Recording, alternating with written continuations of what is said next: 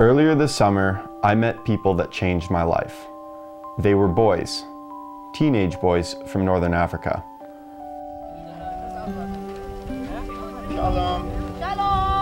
When my aunt asked me to travel to Israel and help her film a humanitarian video, I jumped at the chance. I kind of figured I'd be helping carry equipment and setting up cameras, but what I didn't realize was that I'd be meeting 50 lost boys from northeastern Africa. 50 really great kids living in Nitzana, Israel, a small town on the Egyptian border. When I first saw them, they were playing soccer. As they played in the scorching desert heat, I couldn't help but notice something.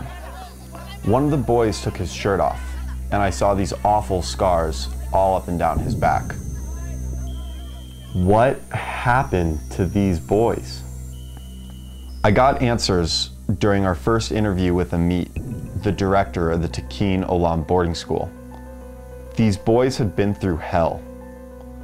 She explained that Northeast African countries had been dealing with ongoing civil wars for decades. Running from lives of violence, captivity, and slaughter, nearly 60,000 refugees have traveled thousands of miles across the desert to reach safety in Israel. All of this journey for a child who is 14, 15 years old is horrific, but the worst part in the journey that keeps us at night, and we know it keeps them at night, is what happens in the Sinai.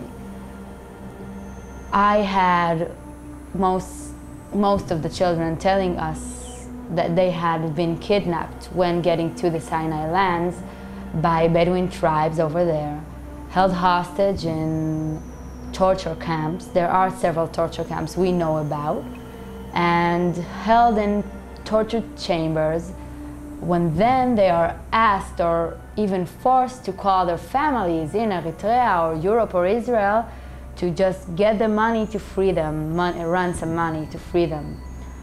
And until the family does not have the way to send the money, they will be tortured, they will be threatened on their life, and they will be killed.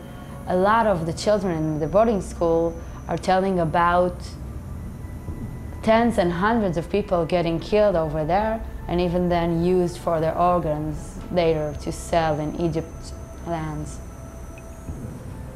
So the situation is that our children had spent weeks and even months in these torture camps. They have signs they have marks on their bodies that we don't, part of them we know that are from electricity and fire and hot metal, and some of them you can't even imagine what they are from. I wish I could tell you that was the end of the torture.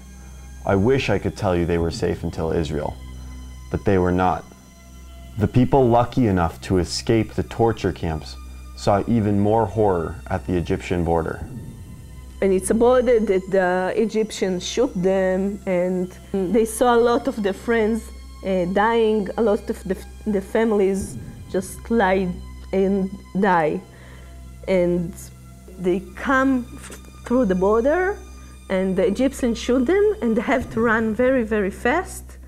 And they see all the people around them dying, and they still go and run and success to cross the border. Nitzana is approximately 1 mile from this border, and every night you can hear the shooting of the Egyptian soldiers shooting up groups of refugees coming near the border. And I have taken tours next to the border and seeing clothes with blood on them and even bodies sometimes. And then they see IDF soldiers, and this is the rest. This is the time that they say that they understand that they come for a good place, to a good place. All of them say that the soldiers treat them very nice. They give them food, that they give them water, and that's what they want. That night, I was troubled with all the atrocities these boys had endured. If 60,000 had made it to Israel, how many didn't make it?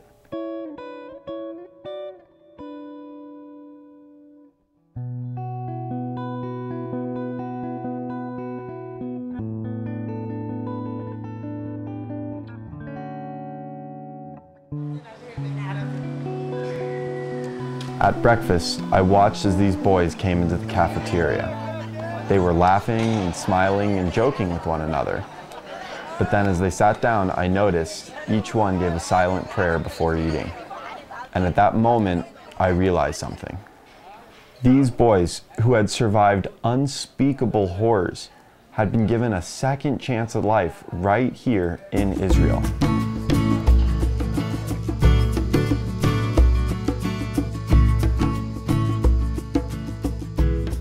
No matter where I looked, I saw people, normal people like you and me, doing everything possible to help these boys, to welcome them into Israel and to prepare them for a better future.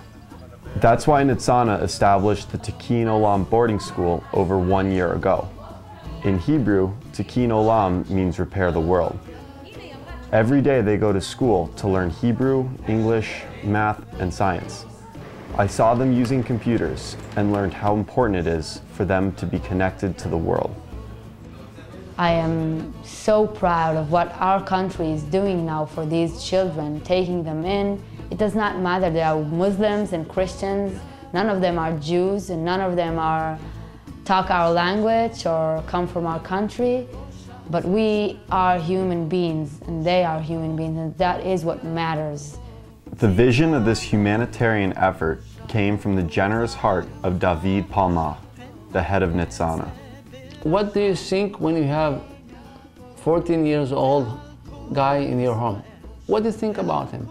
You want that he will be in good health, good job, learning good, and build his life for the future, the next future, and the far future. That's what we are doing.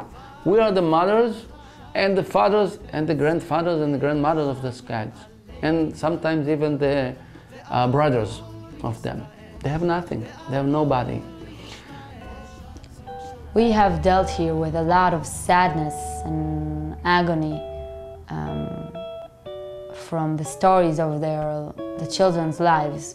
But what really lifts my heart in this work with the children is knowing what a great mission this country took finding a solution for these children. And I am really glad and proud of my country and Nitzana village for establishing this boarding school and taking these 50 children and making it their home.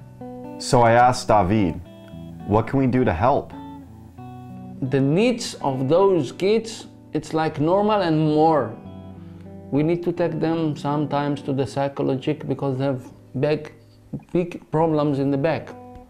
We need to help them with social workers, to take them to the dentist. They never saw dentist in their life. And here the first time that we take them to the dentist and to the doctors and to other elements, and we need the help to help them. I now realized I was among a remarkable small group of people doing something really big. But imagine if it was a larger group of people. Imagine what we could do if you, me, and everyone else could help out. Wouldn't it be amazing if they had bikes or musical instruments? If they had new technology and phones so they could speak with their families again? If they had a soccer court made of turf rather than cement? Anything you give can make a huge difference in their lives. Everything that makes these kids rich and healthy and enjoy and like their life, we can do it. I'm open for it. I hope you'll send a donation today. I also hope you'll consider traveling to Nitzana to volunteer and to see firsthand the amazing things that are being done. I bet getting involved will change your life. It definitely changed mine.